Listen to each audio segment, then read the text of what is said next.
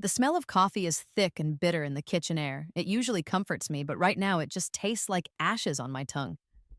My fingers tremble around the cheap ceramic mug, the heat barely registering. Across the small kitchen island, Dad and my sister, Alexis, are practically vibrating with excitement. A whole month, Dad? Really? Paris, Rome, and Barcelona? Alexis squeals, her voice hitting that pitch that always makes my teeth ache. She leans over the glossy travel brochure, blonde hair falling into her eyes. Dad beams, that specific proud look he reserves only for her. Only the best for my brilliant graduate. We'll use the last of the college fund money. It's what your mother would have wanted. Liar, the word screams in my head, but I keep my face smooth, pretending to scroll through something on my phone. The last of the college fund money? My college fund money. The fund Mom set up, the one I was supposed to use for marine biology. The dream I've held onto since I was 10. They think I don't know. They think I'm still the same clueless, quiet older sister who just accepts the scraps they leave behind. But they're wrong. I know exactly what they're doing because I've lived this before. It hits me sometimes. The memory of the rain, cold, sheeting down, blurring the streetlights into smears of color. I was driving away from this house, wasn't I? Yes, just hours after discovering the college fund was completely empty. Not just a little low, like Dad had claimed for months. Every penny funneled into Alexis's acting classes, her failed startup idea, her designer wardrobe needed for networking. I'd confronted them, finally, the betrayal sharp and suffocating. Dad had yelled something about priorities, about Alexis needing it more. Alexis had cried, big crocodile tears, saying I was jealous, selfish. I remember gripping the steering wheel, tears blurring my own vision, mixing with the rain on the windshield. The sudden blare of a horn, a blinding flash of headlights where there shouldn't have been any. Then, nothing, just cold, sharp, final nothing. And then, I wasn't nothing. I was gasping awake in my childhood bed, sunlight streaming through the window, the date on my phone reading 3 years before the accident. June 14th, 2022. My 17-year-old body felt foreign, too small, but the memories inside were all there. Every slight, every manipulation, every dollar drained. The accident, the betrayal, the decade of grinding poverty I endured in that other life, working 2 jobs, living in cramped apartments, watching Alexis flaunt a life funded by my stolen future. I got a do-over. A second chance dropped into my lap by some cosmic fluke I still don't understand. And this time, things are going to be different. Living in this house again, knowing what I know, is like walking through a minefield. Dad. Well, Dad hasn't been the same since Mom died 5 years ago. Grief twisted him, made him latch onto Alexis, the sunny, demanding daughter who looks so much like Mom, while I, the quiet, responsible one, became a sort of background fixture. He sees Mom and Alexis, or maybe just the daughter he thinks Mom would have preferred. My relationship with him, already strained by my resemblance to his side of the family and my quiet nature, just faded. He uses guilt like a weapon, subtle mentions of Mom's wishes, her sacrifices, all aimed at keeping me compliant. And Alexis? My little sister learned early how to play the game. She's perfected the art of the damsel in distress. Tears on demand, whispered accusations, positioning herself as the fragile one who needs protecting, who needs more. She takes things, my clothes, my friends, my opportunities, and somehow makes it seem like I'm the unreasonable one for noticing.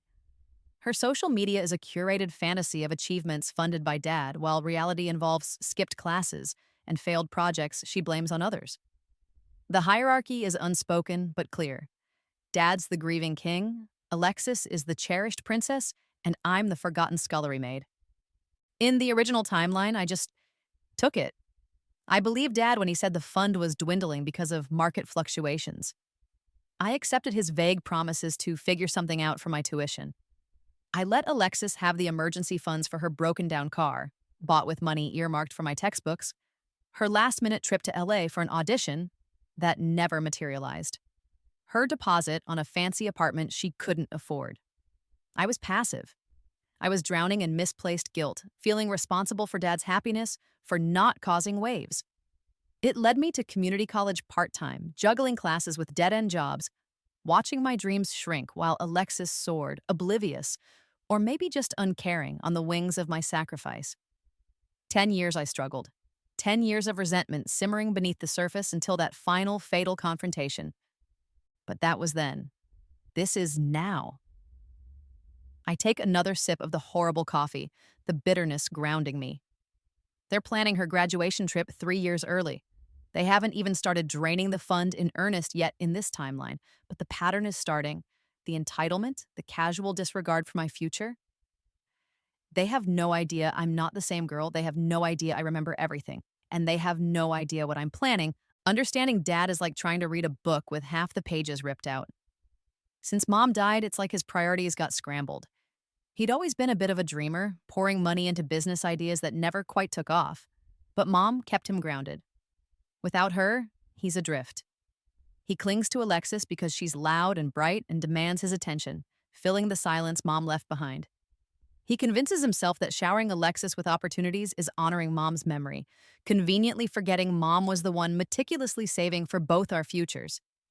He uses Mom's death as leverage against me mostly. "Your mother would want you to support your sister," he'll say, his voice thick with faux emotion, whenever I dare question Alexis's latest extravagance. Or, "Don't upset the family, Alara. Things are hard enough without Mom." It's emotional blackmail, pure and simple, wrapped in a cloak of grief. He avoids any real financial discussion, waving away my concerns with vague reassurances while clearly favoring Alexis. He needs her adoration, and he buys it with my future. Alexis, my dear sister. She's mastered the art of manipulation so well, I sometimes wonder if she even knows she's doing it. In the original timeline, it took me years to see past the performance. The sudden tears when confronted, the way she twists situations to make herself the victim, the feigned helplessness that gets Dad rushing to her rescue. She cultivated this image of being fragile, artistic, too sensitive for the harsh realities of life. Realities like budgeting or consequences. Her Instagram feed is a carefully constructed lie. Photo shoots implying success, vague posts about projects that never materialize, sponsored content from brands desperate for influencers. Behind the scenes, it's a history of taking. My favorite sweater, borrowed and ruined. My crush asked out right after I confessed I liked him. My meticulously researched project idea suddenly becoming hers the day before the presentation. She thrives on attention and validation, and she learned early that sabotaging me was the easiest way to secure her place in the spotlight of Dad's favor. Seeing her now, knowing what she becomes, her practiced smiles and casual entitlement make my skin crawl. Then there's Uncle Marcus, Dad's best friend since college, our family lawyer, the guy who handles the finances, or, at least, the guy Dad tells to handle the finances. In the old timeline, I barely interacted with him. He was just a background presence, smelling faintly of expensive cologne and paperwork. But now, watching him, I see things I missed. The way his eyes flick away when Dad talks about investments. The slight tightening around his mouth when Alexis asks for another loan. He knows, I realize. He knows Dad's mismanaging things, knows about the favoritism. His loyalty is to Dad, forged over decades and maybe blinded by sympathy for his grieving friend. But there's a discomfort there, a hint of professional obligation warring with personal allegiance. He holds keys, financial statements, secrets. He's a potential ally or a significant obstacle. I need to figure out which. And just when I thought navigating this minefield was complicated enough, he reappears.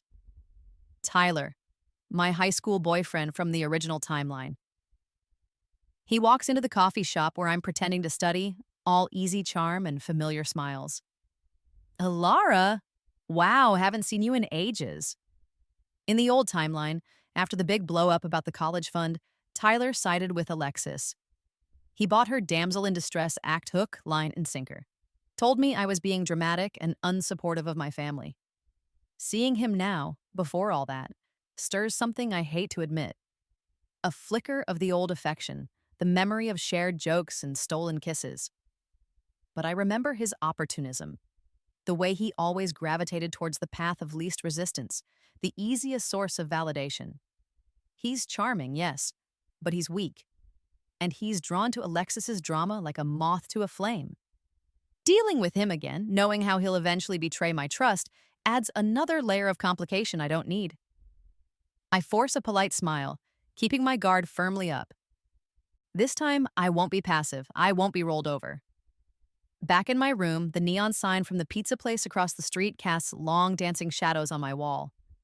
I open a fresh notebook, the crisp pages smelling like potential. My plan isn't about screaming matches or dramatic confrontations, not yet.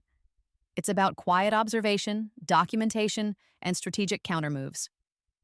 I start writing, listing dates, conversations, discrepancies Dad has already let slip. Alexis's casual manipulations. I need to appear compliant, the same quiet Alara they expect.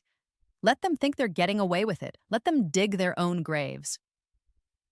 While they're busy planning Alexis's imaginary triumphs, I'll be building my escape route, brick by painstaking brick. This notebook is my weapon. My compliance is my shield. And my memories? They're my secret advantage. The game has started, and this time I know the rules. The first real test comes sooner than I expect.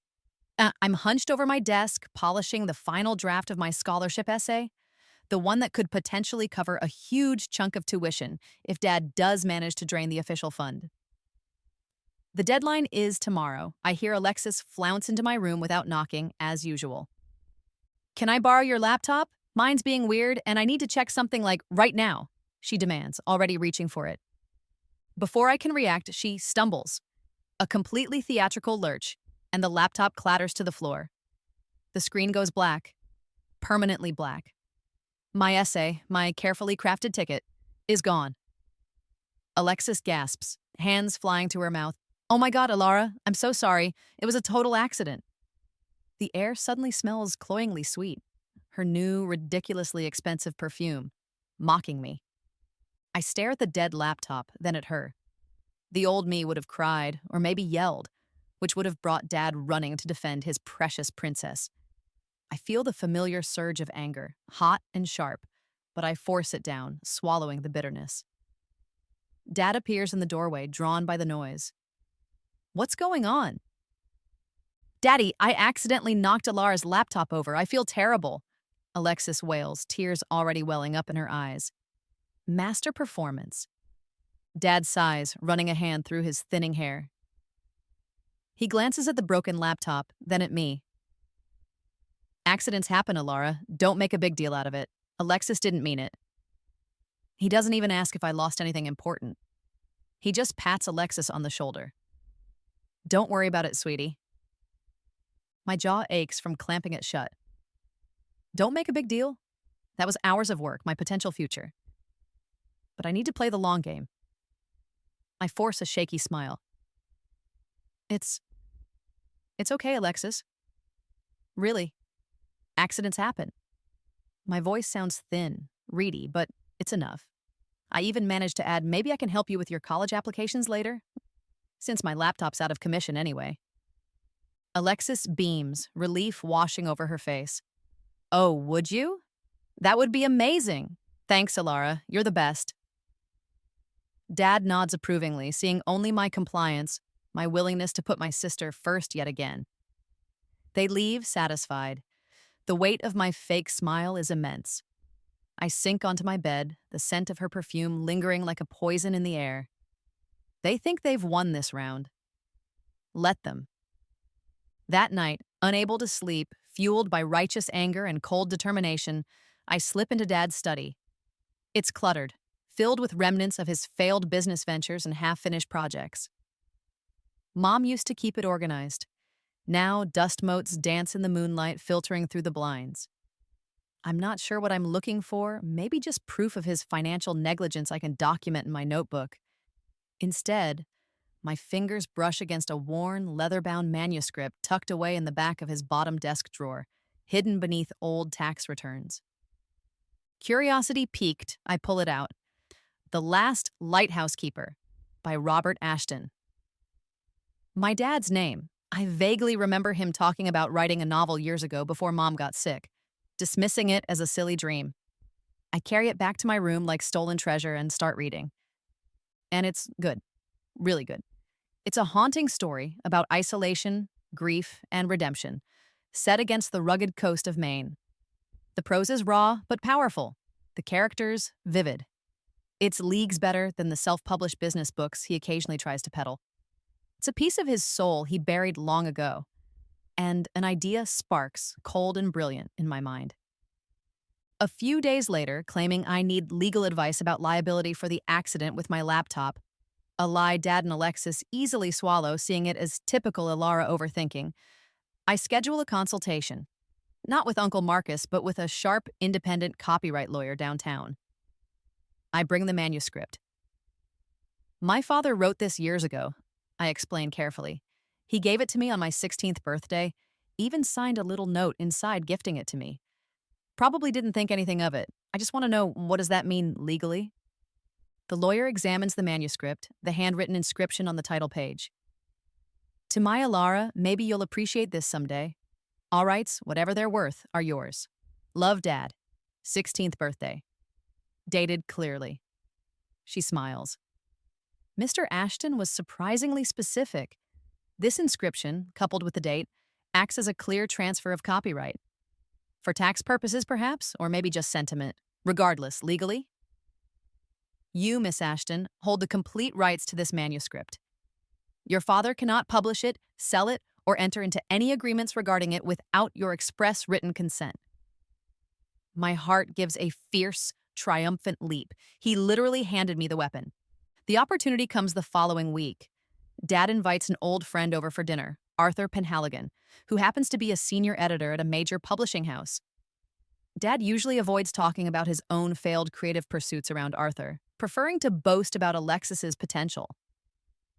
During a lull in the conversation, while Alexis is dramatically recounting a minor inconvenience from her day, I casually turn to Arthur. Mr. Penhaligon, I say, keeping my voice light. Dad never told you he wrote a novel, did he? The Last Lighthouse Keeper? I found it the other day. It's really quite brilliant. Arthur looks surprised, then intrigued.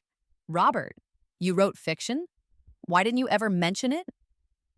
Dad freezes, a forkful of pasta halfway to his mouth.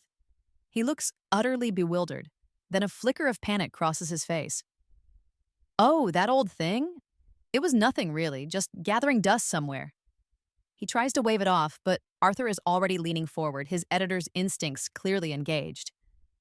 Gathering dust, Robert, you should let me take a look. Seriously, I'm always searching for new talent, hidden gems. I don't even know where it is, Dad stammers, shooting me a look that's equal parts confusion and warning. Alexis watches the exchange, her eyes narrowed, sensing a shift in attention she doesn't understand and doesn't like. Oh, I know where it is, I say brightly, meeting Dad's gaze with feigned innocence. It's safe. The tension hangs in the air. Arthur is excited, Dad is panicked, and Alexis is suspicious. Round 1, I think, feeling a grim sense of satisfaction. Let the games begin. The manuscript incident creates a ripple of unease in the house, but Dad seems determined to bury it, perhaps hoping I'll forget, or that his publisher friend will lose interest. He doubles down on his usual tactics.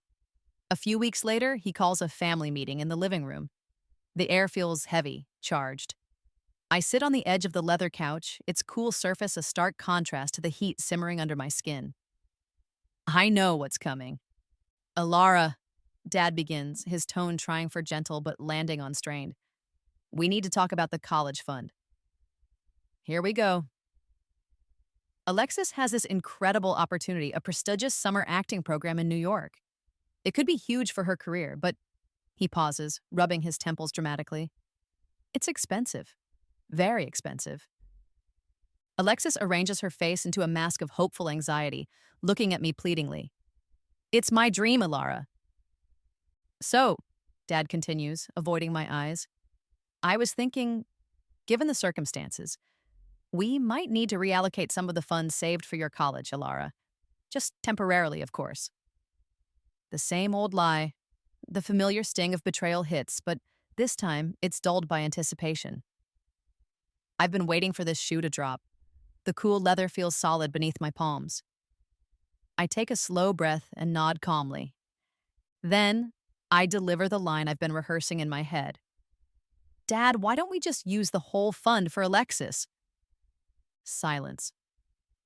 Both Dad and Alexis stare at me, stunned. This is not the reaction they expected. No tears, no arguments, no quiet resentment. I mean, I continue, forcing a plausible note of resignation into my voice. Let's be realistic. Alexis is the one with the real shot at making it big. Her future is probably brighter than mine anyway. She should have every advantage, right? Just use all of it for her program. And maybe that European trip she wants after she graduates next year? I throw that last part in for good measure, watching their expressions. Dad looks momentarily confused, then relieved, then something uncomfortably close to grateful. Alara, that's incredibly generous of you. Truly selfless. Your mother would be so proud. Don't you dare bring Mom into this, I think, but my face remains placid. Alexis's triumphant smile is blinding, reflected in the crystal pendants of the dining room chandelier visible from the living room. Oh, Ilara, thank you. You have no idea how much this means to me. She practically launches herself at me for a hug, which I endure stiffly. They bought it. They actually bought my performance of utter surrender. They think I've finally accepted my place. They have no idea what I'm doing when they're asleep. While Alexis dreams of Broadway and Dad dreams of whatever financial fantasy keeps him going. I'm at my salvaged desktop computer, pieced together with savings from my part-time bookstore job. I'm not just reading Dad's manuscript anymore. I'm working on it. Carefully, respectfully. It doesn't need much. The core story is strong. But I update some dated references, polish the prose, tighten the pacing in places.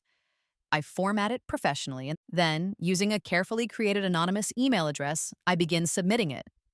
Not under my name, but under his, Robert Ashton. But the contact information? The email address for replies, the phone number? Those are mine. My burner phone number? My anonymous email.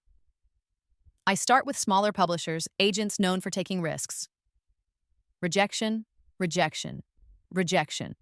It stings, even though it's not technically my work. Then, one afternoon, an email arrives from Eleanor Vance, a well-respected editor at Blackwood Press, a major publishing house. Dear Mr. Ashton, we were incredibly impressed by The Last Lighthouse Keeper. We'd like to discuss representation and potential publication. My breath catches. Blackwood Press. This is real. After a few emails and a nerve-wracking phone call where I pretend to be Robert Ashton's assistant, handling his correspondence due to his reclusive nature, a contract arrives. Via courier, a thick envelope addressed to Robert Ashton at our address. It requires the author's signature and the signature of the legal rights holder. That's me. I leave the unopened envelope on the hall table where Dad will see it. Predictably, he finds it that evening. I hear the rip of the envelope from the kitchen, then silence. Then, footsteps thundering towards my room, and he bursts in, his face purple with rage, the contract clutched in his hand. Alexis is right behind him, looking furious. What is the meaning of this, Ilara?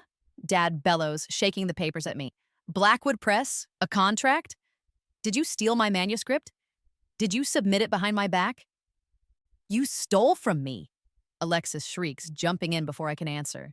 You're trying to sabotage Dad, after everything we've done for you. I let them vent, watching the storm break. Uncle Marcus happens to be visiting, a coincidence. Or perhaps my earlier accidental mention of the manuscript to him had an effect. He stands awkwardly in the doorway, witnessing the explosion. When they finally pause for breath, I calmly stand up and walk over to my desk drawer. I pull out a slim file folder. Inside is the original manuscript title page with Dad's signed inscription gifting the rights to me, and a notarized copy of the copyright lawyer's confirmation letter. Steal? I ask quietly, my voice steady, despite the adrenaline pounding in my ears. How can I steal something I legally own? You gave me the rights, Dad. Remember? My 16th birthday. I hold out the paper with his unmistakable signature. Dad stares at it, speechless. Alexis looks confused, then horrified as the implication sinks in. Uncle Marcus's eyes widen, a flicker of something understanding, regret, crossing his face. The contract requires my signature. The power, for the first time, is tangible, resting right here in my hands. The revelation of the rights transfer doesn't bring humility or apologies. It brings war. Dad and Alexis regroup, and their next tactic is vile. They try to invalidate the copyright transfer itself. Their story? That mom, in her final weeks, delirious and heavily medicated, had expressed a wish for Dad to retain all creative control, and that my getting him to sign the rights over was manipulation, taking advantage of his grief and somehow twisting Mom's supposed dying wishes. They spin this narrative to Uncle Marcus, to distant relatives, painting me as cold, calculating, disrespecting Mom's memory. Dad does most of the talking, his voice choked with fake sorrow, while Alexis provides the tearful backup, nodding along, adding details about how Mom always wanted Dad to be recognized for his writing. The sour taste of bile rises in my throat. They're using Mom, weaponizing her memory against me. It's lower than I thought even they could sink. Hearing them rewrite our family history, twisting Mom's love and support into a tool for their own greed, makes something inside me harden permanently. But again, I don't fight them head on. I let them see me looking devastated. I retreat to my room, skip a family dinner claiming I'm too upset. I let them overhear me crying, crocodile tears of my own, learned from the master, Alexis. I press a cold washcloth to my eyes, making them look puffy and swollen when I emerge briefly for water. Let them think they've broken me. Let them believe their disgusting tactic is working, that they're successfully painting me as the villain and regaining control of the narrative. Their confidence needs to be high for the next blow to land effectively. While they're busy slandering me, I arrange another meeting, this time with Uncle Marcus, privately, away from the house, at a neutral coffee shop. He looks uncomfortable, torn. "Ilara, your father is distraught," he begins, but I cut him off gently. "Uncle Marcus," I say, keeping my voice low and steady, "I know you were close to Mom. Very close. You handled her personal affairs too, didn't you? Not just Dad's?" He shifts in his seat. "Well, yes, Helen trusted me." "Did she ever ask you," I lean forward slightly, "to keep anything separate? Any records just for her? Regarding provisions for me, perhaps?" His eyes widen, almost imperceptibly. He hesitates, looking around the coffee shop as if the answer might be written on the walls. Then he sighs, a deep, weary sound. "Your mother, she was worried years ago, even before she got sick. She saw Robert's generosity towards Alexis, his business investments. She asked me to maintain a separate, private accounting of certain assets she inherited, assets specifically earmarked in her will for your education and future. A trust, essentially, shielded from Robert's direct access." My breath catches. Mom knew. She saw it coming. "And the college fund Dad's been dipping into?" Marcus nods grimly. "Technically, the main account was joint, but the funds deposited from Helen's inheritance were legally designated for you, as per her documented instructions to me, the executor. Robert dipping into that for Alexis's expenses, especially after Helen explicitly outlined her wishes. It's not just mismanagement, Ilara, it's misappropriation. Documented misappropriation." He opens his briefcase and slides a thin file across the table. It contains copies of Mom's instructions, his meticulous records tracing the flow of money from her designated funds straight to Alexis's expenses. Proof. Undeniable proof. I don't snatch the file, I don't mention lawyers or lawsuits. I just meet his gaze. "Thank you, Uncle Marcus. Thank you for honoring her wishes." "Maybe," I say thoughtfully, closing the file, "you could just mention to Dad that you've been reviewing Mom's estate documents lately. Remind him about the specific provisions she made for me. So there are no further misunderstandings." The implication hangs heavy in the air. The threat isn't spoken, but it's clear. Financial audits, legal challenges to his handling of Mom's estate, potential consequences far beyond losing control of a book deal. Uncle Marcus understands immediately. He nods slowly. "I think, yes. A conversation about clarifying Helen's intentions is probably overdue." The final act plays out a few days later. My burner phone rings. It's Eleanor Vance, the editor from Blackwood Press. Ilara, I have incredible news, she says, her voice buzzing with excitement. We crunched the numbers. The marketing projections are fantastic.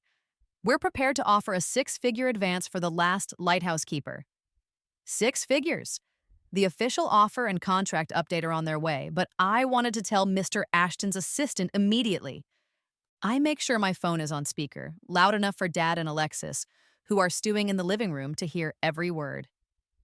$150,000, Eleanor clarifies, payable upon signing directly to the legal rights holder, as stipulated. Silence descends on the living room. I can practically feel their shockwaves hitting me from across the hall.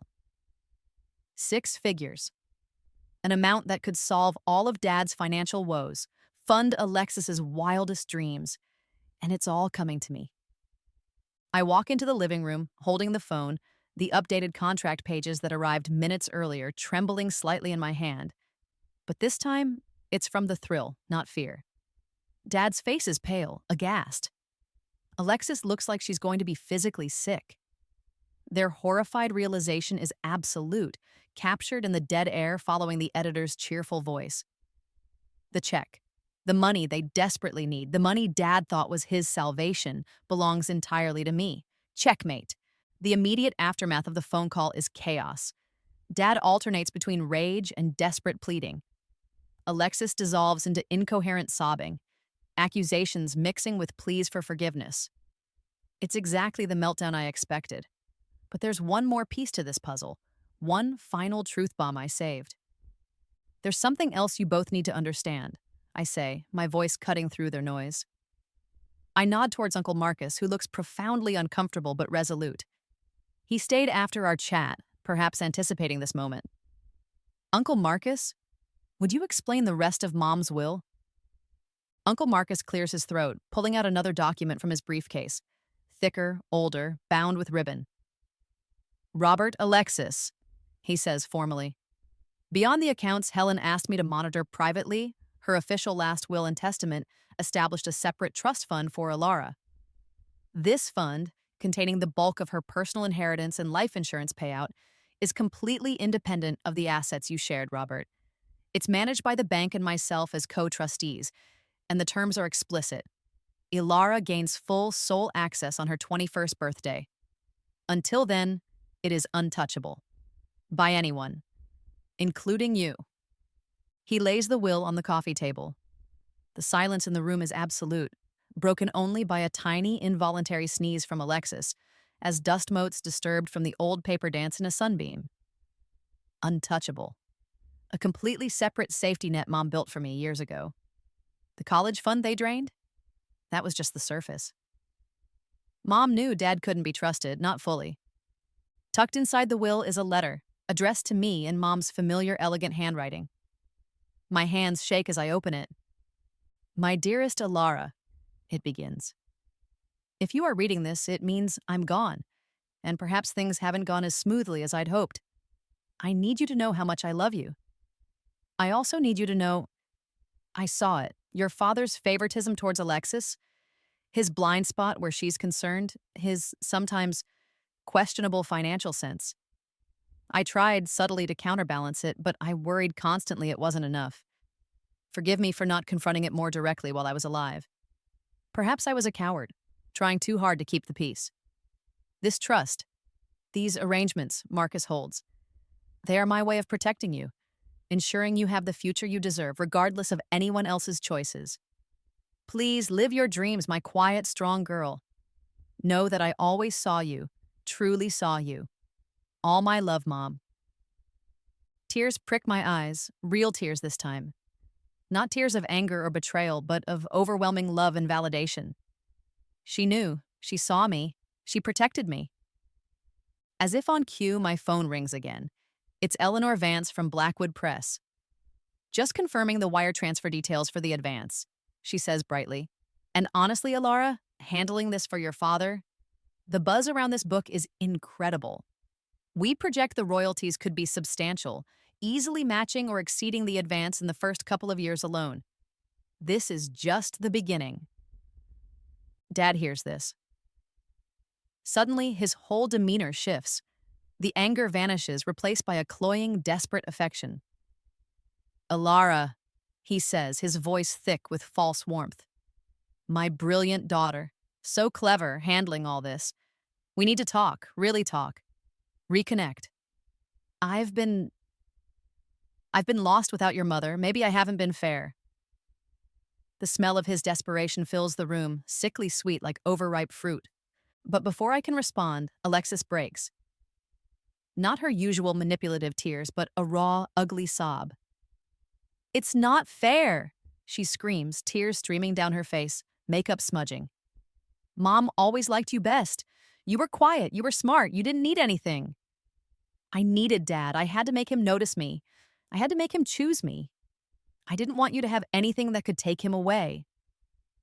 It's a confession, raw and steeped in years of jealousy I never fully grasped. The afternoon sunlight slanting through the window catches her tear-streaked face, exposing a vulnerability that, for the first time, feels genuine, pathetic, and deeply sad. They both look at me now, expectant, waiting. Dad with his desperate hope, Alexis with her tearful confession. They're waiting for forgiveness, for reconciliation, for me to share the spoils, to make everything okay again. I look at my father, trying to buy back my affection. I look at my sister, finally admitting her motivations. I take a deep breath, the air suddenly feeling lighter in my lungs. No, I say quietly but firmly. They stare, confused. No, Dad echoes. No, I repeat. This, I gesture between them, isn't a relationship, it's a transaction. It always has been for you. You want something, money, attention, absolution. My forgiveness isn't for sale. My future isn't a bargaining chip anymore. I stand up. I pick up Mom's letter, holding it tight. I look at Uncle Marcus, giving him a small, grateful nod. Then, without another word, I turn and walk out of the living room, away from their pleading eyes and shattered expectations. The weight on my shoulders, the one I carried for years, for lifetimes it feels like, finally lifts. I walk out the front door and into the fresh air, leaving them behind in the mess they created. 2 years slide by like water under a bridge. I'm standing on the balcony of my small university apartment, the scent of salt heavy in the air. Below me, the Pacific Ocean stretches out, vast and blue, waves crashing rhythmically against the shore. I'm here, studying marine biology, just like I always dreamed. My apartment isn't fancy, but it's mine, paid for by the trust Mom left and supplemented by careful budgeting. Dad's book, The Last Lighthouse Keeper, sits on the bestseller shelf in the campus bookstore. As the rights holder, I ensured a fair portion of the royalties legally goes to him. Enough for him to live comfortably, but not enough to bankroll Alexis's every whim. It felt right. A clean separation. Things with my family are different. We have dinner once a month, at a neutral restaurant, not the house. The boundaries are clear, non-negotiable. No talk of money, no guilt trips, no dredging up the past. It's awkward sometimes, strained, but it's progress. Alexis is actually working, a part-time job in retail, and she's in therapy. Really in therapy, not just pretending for sympathy. She's quieter now, less demanding. Dad seems smaller somehow. He's teaching a community college writing course, sharing his passion finally, instead of chasing get-rich-quick schemes. There's a distance between us, a necessary caution on my part, but the bitterness has mostly faded, replaced by a sort of detached peace. We're rebuilding slowly, on new, more honest ground.